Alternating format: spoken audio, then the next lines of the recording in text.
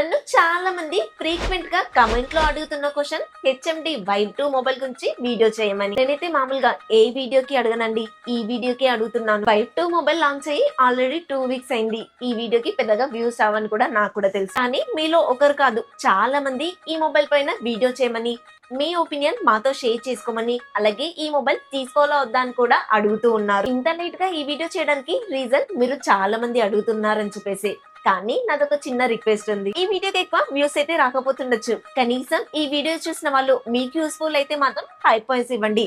అలా అయినా నేను పడ్డ శ్రమకి బ్యాలెన్స్ అవుతుంది. Hi guys, this is Priyanka. You're watching Priyanka tech news. 90s kids కి నోకియా మొబైల్ అనగానే గుర్తుకొచ్చేది స్నేక్ గేమ్. ఆగండి, నోకియాలోనే కలర్ కీప్యాడ్ మొబైల్ వచ్చిన తర్వాత క్రికెట్ గేమ్ ఉండేది, అలాగే రెడ్ కలర్ బౌన్సింగ్ బాల్ కూడా గేమ్ ఉండేది. ఆ ఇంట్లో అప్పట్లో 1600 నోకియా మొబైల్ ఉండేది కాబట్టి దాంట్లో ఎక్కువగా క్రికెట్ గేమ్ ఆడేదాన్ని. ఫుట్బాల్ గేమ్ కూడా ఉండేది. ఇంతకీ ఈ 4 గేమ్స్ లో మీరు ఎక్కువగా ఏ గేమ్ ఆడారో కామెంట్ లో చెప్పండి. అప్పట్లో నోకియా చేసిన తప్పు వల్ల నోకియా అనే పేరైతే వెళ్ళిపోయింది, కానీ చాలా కాలం తర్వాత హెచ్ఎండి అనే పేరుతోటి కంబ్యాక్ ఇచ్చింది. ఇప్పుడు ప్రస్తుతానికి ఈ వైబ్ 2 మొబైల్ కి ఇంత క్రేజ్ రావడానికి రీజన్, అలాగే నన్ను ఇంతమంది అడగడానికి రీజన్ వచ్చేసి ఇప్పుడు మార్కెట్ లో ఉన్న అన్ని మొబైల్స్ ప్రైజెస్ అయితే చాలా పెరిగిపోయాయి. ఆ ప్రైస్ తో కంపేర్ చేసి ఈ వైబ్ 2 మొబైల్ అయితే చాలా రీజనబుల్ ప్రైస్ లోనే తీసుకొచ్చారు కాబట్టి అందరి దృష్టి కూడా ఈ మొబైల్ వైపు వెళ్ళిపోతుంది. చూద్దాం మరి ఈ మొబైల్ యొక్క స్పెక్స్ ఎలా ఉన్నాయి, ఇంత హైప్ ఇవ్వడం కరెక్టా కాదా, ఈ మొబైల్ తీసుకోవాలా వద్దా అనేది మాట్లాడుకుందాం. మొదటిగా అన్బాక్సింగ్ చూసుకున్నట్లయితే బాక్స్ పైన హెచ్ఎండి వైబ్ 2 అని అయితే మెన్షన్ చేశారు. బాక్స్ ఓపెన్ చేసి మొదటిగా మొబైల్ అయితే ఉంది. మొబైల్ కింద ట్రాన్స్పరెంట్ కేస్ ఇచ్చారు, అలాగే సిమ్ ఎజెక్షన్ టూల్ కూడా ఉంది. 18 వాట్ చార్జర్ ఇస్తున్నారు, అలాగే కేబుల్ కూడా ఉంటుంది. ఫైనల్ గా ఈ అన్బాక్సింగ్ నాదైతే కాదండి, జస్ట్ మీకు బాక్స్ కంటెంట్ ఏంటి అని చూపించడానికి మాత్రమే రిఫరెన్స్ గా ఈ వీడియో అయితే ప్లే చేస్తున్నాను. ఈ మొబైల్ కి సంబంధించిన స్పెక్స్ తెలుసుకునే ముందు ఈ మొబైల్ ని ఈ హెచ్ఎండి అనే పేరు మీద తీసుకురాకుండా నోకియా అనే పేరు మీద తీసుకొచ్చుంటే బాగుండేది అనిపించింది. అట్లీస్ట్ 90s కిడ్స్ కి, మన పేరెంట్స్ కి ఈ నేమ్ బాగా తెలిసిన పేరు కాబట్టి తొందరగా మార్కెట్ లో గ్రోత్ కనిపించేదేమో. సరే, హెచ్ఎండి బ్రాండింగ్ నేమ్ రావడానికి చాలా రీజన్స్ ఉన్నాయి, వాటి గురించి పక్కన పెట్టేద్దాం. ఫస్ట్ డిజైన్ ఇంకా బిల్డ్ క్వాలిటీ చూసుకున్నట్లయితే ఫ్రంట్ వచ్చేసి ఫ్లాట్ డిస్ప్లే వాడుతున్నారు. వాటర్ డ్రాప్ నాచ్ డిజైన్ తో వస్తుంది. చుట్టూ ఫ్రేమ్ ఇంకా బ్యాక్ సైడ్ ప్లాస్టిక్ ఇస్తున్నారు. ఈ మొబైల్ యొక్క డిజైన్ అయితే యాజ్ డిస్ ఐఫోన్ లాగానే కనిపిస్తుంది. అండ్ 3 కలర్స్ వేరియంట్ లో వస్తుంది. దీంట్లో ఒక లావెండర్ కలర్ ఉంది, అది ఐఫోన్ 18 ప్రో మ్యాక్స్ కి దాదాపు మ్యాచ్ అయ్యే కలర్ లోనే కనిపిస్తుంది. సో తక్కువ బడ్జెట్ లో ప్రీమియం లుక్ రావడానికి ఇలా ట్రై చేశారేమో అనిపించింది. 8.6 mm థిక్నెస్, 210 grams వెయిట్ అయితే ఉంటుంది. ఈ మొబైల్లో ఉన్న బ్యాటరీని చూస్తే మాత్రం కాస్త బల్కీగా అండ్ వెయిట్ కూడా ఎక్కువగానే ఉంది అనిపించింది. సైడ్ ఫింగర్ ప్రింట్ సెన్సార్ తో వస్తుంది. బాటమ్ లో సింగిల్ స్పీకర్ మాత్రమే ఇస్తున్నారు. IP64 వాటర్ రేటింగ్ తో వస్తుంది. వైఫై 6, బ్లూటూత్ 5.0 టెక్నాలజీతో వస్తుంది. అలాగే USB Type-C 2.0 తోనే వస్తుంది. అలాగే ఇయర్ ఫోన్స్ పెట్టుకోవడానికి 3.5 mm జాక్ పోర్ట్ కూడా ఉంటుంది. డ్యూయల్ సిమ్ తో పాటు మెమరీ కార్డ్ తీసుకునే ఆప్షన్ కూడా వీళ్ళైతే ప్రొవైడ్ చేస్తున్నారు. డిజైన్ విషయం అయితే మీకు వదిలేస్తున్నాను. బిల్డ్ క్వాలిటీ పరంగా మాత్రం యావరేజ్ అనే చెప్పాలి. మొబైల్ బిల్డ్ క్వాలిటీ యావరేజ్ గా ఉన్నప్పటికీ మనం ఇచ్చే కంటెంట్ మాత్రం ఎక్స్ట్రాడినరీ గా ఉంటుంది. కావాలంటే ప్రీవియస్ వీడియోస్ ఒక్కసారి చూడండి, మనదంతా కూడా జెన్యూన్ గా ఉంటుంది. ప్రమోషన్స్ అనేవి అస్సలు ఉండవు. ఇలాంటి జెన్యూన్ కంటెంట్ కోసం మన ఛానల్ ని సబ్స్క్రైబ్ చేసుకోండి. నేను ఇస్తున్న ఈ ఇన్ఫర్మేషన్ మీకు నచ్చితే లైక్ చేయండి. 5 పాయింట్స్ ఉంటాయి, ఇవ్వడం అస్సలు మర్చిపోద్దు. 6.74 ఇంచెస్ కి సంబంధించిన HD+ LCD ప్యానల్ తో వస్తుంది. 120Hz రిఫ్రెష్ రేట్ అయితే సపోర్ట్ చేస్తుంది. 500 nits హై బ్రైట్నెస్ తో వస్తుంది. ఇండోర్ కండిషన్ లో అయితే పర్లేదు, మొబైల్ వాడడానికి ప్రాబ్లం ఏం కాదు, కానీ అవుట్డోర్ కండిషన్ లో మాత్రం ఈ బ్రైట్నెస్ మీకు సరిపోదు. HDR10+ కానివ్వండి, డాల్బీ అట్మాస్, డాల్బీ విజన్ లాంటివి అయితే సపోర్ట్ చేయవు. అండ్ ఈ ప్యానల్ వచ్చేసి HD+ కాబట్టి ఓటీటీ కంటెంట్ అంతా కూడా ఫుల్ HD లో చూడలేము.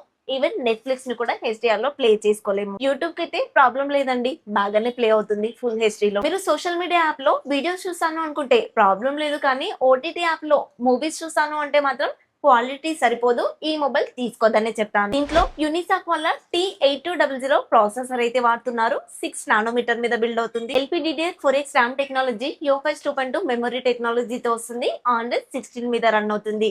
ఇక మీకు లైఫ్ టైం అంతా కూడా ఈ మొబైల్ ఎన్ని రోజులు యూజ్ చేస్తే అన్ని రోజులు కూడా Android 16 మీదనే కనిపిస్తుంది. వీళ్ళు చెప్పింది ఏంటంటే 2 years సెక్యూరిటీ అప్డేట్స్, అది కూడా క్వార్టర్లీ ఇస్తామని చెప్తున్నారు.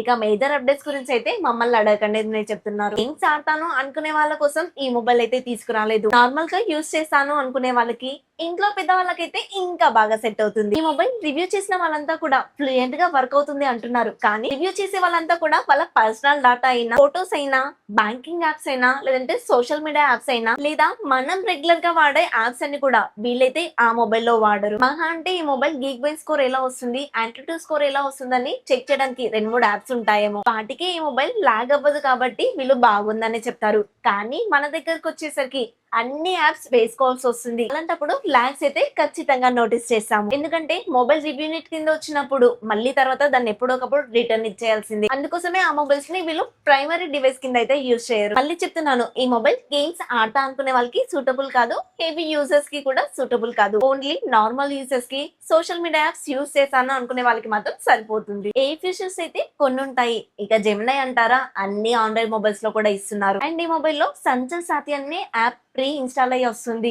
వేరే బ్లోట్వేర్లు అయితే ఏమి ఉండవు. ఈ యాప్ రావద్దని చాలా మంది కోరుకున్నారు. ఎందుకంటే ఇండియన్ గవర్నమెంట్ మన మీద స్పై చేసింది అని చెప్పి. బట్ ఈ మొబైల్ లో ఇన్బిల్ట్ అయి వస్తుంది. అది గవర్నమెంట్ రూల్ కాబట్టి ఎవరు కూడా ఏం చేయలేరు. బ్యాక్ సైడ్ వచ్చేసి డ్యూయల్ కెమెరాస్ ఇస్తున్నారు. Main camera 50 MP AI camera, secondary camera వచ్చేసి 2 MP డెప్త్ సెన్సార్. ఇదైతే అంత యూస్ఫుల్ కెమెరా అయితే కాదు. ఫ్రంట్ వచ్చేసి 8 MP కెమెరా ఇస్తున్నారు. Front camera, back side main camera నుంచి ఫుల్ హెచ్డీ లో మాత్రమే వీడియో రికార్డింగ్ చేసుకోవచ్చు. మెయిన్ కెమెరా గురించి చెప్పాలి అంటే నైట్ టైమ్ లో కానివ్వండి, ఇండోర్ కండిషన్ లో కానివ్వండి, అంత మంచి పర్ఫార్మెన్స్ అయితే చేయదు. సేమ్ ఫ్రంట్ కెమెరా కూడా ఇదే సిచ్యువేషన్. లైటింగ్ ఎక్కువగా ఉన్నప్పుడు మాత్రమే యావరేజ్ ఫొటోస్ వస్తాయి. వీళ్ళు పెట్టిన ప్రైస్ కి ఈ క్వాలిటీ అయితే పర్లేదు, బాగానే ఉంది అని చెప్పుకోవాలి. కానీ వీళ్ళు చూపిస్తున్న ఫోటో శాంపిల్స్ రేంజ్ లో ఈ మొబైల్ నుంచి తీసిన ఫోటోస్ వస్తాయని మాత్రం అస్సలు అనుకోకండి. 6000 mAh బ్యాటరీ ఇస్తున్నారు. 18 వాట్ ఫాస్ట్ ఛార్జర్ అయితే సపోర్ట్ చేస్తుంది. కాకపోతే ఈ 33 వాటో 45 వాటో ఇచ్చుంటే బాగుండేది అనిపించింది. 18 వాట్ అంటే చాలా స్లో ఛార్జర్ కదా, విసుగొచ్చేస్తుంది. బ్యాటరీ ఫుల్ అవడానికి 1.5 అవర్ కన్నా కాస్త ఎక్కువ టైం తీసుకుంటుంది. నార్మల్ యూసర్స్ అయితే ఈజీగా 1 డే వస్తుంది. ఈ మొబైల్ ప్రోస్ కాన్స్ చూసుకొని ఈ మొబైల్ ప్రైస్ ఎంత, ఏ వేరియంట్ తీసుకుంటే బెటరో మాట్లాడుకుందాం. ప్రోస్ వచ్చేసి 6000 mAh బ్యాటరీ ఇస్తున్నారు. 128 రిఫ్రెష్ రేట్ తో డిస్ప్లే ఉంటుంది. లేటెస్ట్ ఆండ్రాయిడ్ 16 తో వస్తుంది. అండ్ బ్లోట్వేర్ కూడా ఏమి ఇవ్వట్లేదు. కాన్స్ వచ్చేసి 18 వాట్ ఛార్జర్ మాత్రమే ఇస్తున్నారు. బ్యాటరీ ఫుల్ అవడానికి చాలా ఎక్కువ టైం తీసుకుంటుంది. హెచ్డి ప్లస్ ప్యానల్ అయితే ఇస్తున్నారు. నేనైతే దీన్ని నెగటివ్ కింద చెప్పనండి. ఎందుకంటే రియల్మీ వాళ్ళు 20,000 రూపాయల బడ్జెట్ లో, 25,000 రూపాయల బడ్జెట్ లో కూడా హెచ్డి ప్లస్ ప్యానల్స్ ఇస్తున్నారు.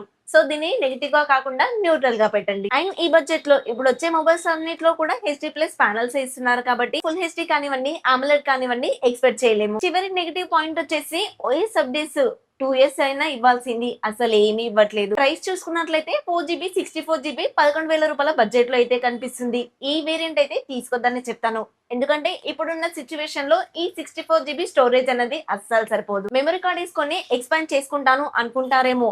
మనము యాప్స్ అన్ని ఇన్స్టాల్ చేసుకుంటాం కదా, అవన్నీ ఇంటర్నల్ స్టోరేజ్ లోకి వెళ్తాయి, మెమరీ కార్డ్ స్టోరేజ్ లోకి అయితే వెళ్ళవు. మీరు రెగ్యులర్ గా వాడే యాప్స్ యూట్యూబ్ కానివ్వండి, ఇన్స్టాగ్రామ్ కానివ్వండి, వాట్సాప్ కానివ్వండి, ఫేస్బుక్ కానివ్వండి, ఇవన్నీ ఇన్స్టాల్ చేసుకునేసరికి ఈ 64GB లో సగం స్టోరేజ్ అయిపోతుంది. ఫైనల్ గా ఈ మొబైల్ ఎవరు తీసుకోవాలి అనే విషయానికి వస్తే గనుక, ముందుగా చెప్పినట్టుగా only social media apps use చేస్తాను, నార్మల్ గా మొబైల్ యూజ్ చేశాను అనుకునే వాళ్ళకి మాత్రమే ఈ మొబైల్ అయితే సెట్ అవుతుంది. మీరు ఆఫీస్ వర్క్ చేశాను, పీడిఎఫ్ ఓపెన్ చేశాను, ఎక్సెల్ షీట్స్ ఓపెన్ చేశాను అనుకుంటే మాత్రం ఈ మొబైల్ తీసుకోవద్దు, మీ డబ్బులు కూడా వేస్ట్ చేసుకోవద్దు. అండ్ ఈ మొబైల్ ప్రస్తుతానికి అవుట్ ఆఫ్ స్టాక్ లో అయితే కనిపిస్తుంది. మళ్ళీ రీస్టాక్ అయ్యేసరికి ఈ మొబైల్ ప్రైస్ అయితే పెరుగుతుండొచ్చు. ఈ రేంజ్ లో ఉన్న మొబైల్స్ ఇతర బ్రాండ్స్ లో అన్ని కూడా 20,000 రూపాయల బడ్జెట్ లో తీసుకొస్తున్నారు. సో అలా చూసుకుంటే ఈ మొబైల్ 12,000 రూపాయల బడ్జెట్ లో వస్తే కనుక తప్పకుండా తీసుకోవచ్చనే చెప్తాను. ఈ వీడియో మీరు అడిగారనే చేస్తున్నాను. ఈ వీడియో ద్వారా మీకున్న డౌట్స్ అన్ని కూడా క్లారిఫై అయ్యాయని అనుకుంటున్నాను. ఈ వీడియో నచ్చితే లైక్ చేయండి. మీకోసం వీడియో చేశాను కాబట్టి హై పాయింట్స్ ఇవ్వడం మర్చిపోద్దు. కొత్త వాళ్ళు మన ఛానల్లోకి వస్తే కనుక సబ్స్క్రైబ్ చేసుకోండి. నెక్స్ట్ ఇంకొక కొత్త ఇన్ఫర్మేటివ్ వీడియోతో మీ ముందుకు వస్తాను. Until then bye by.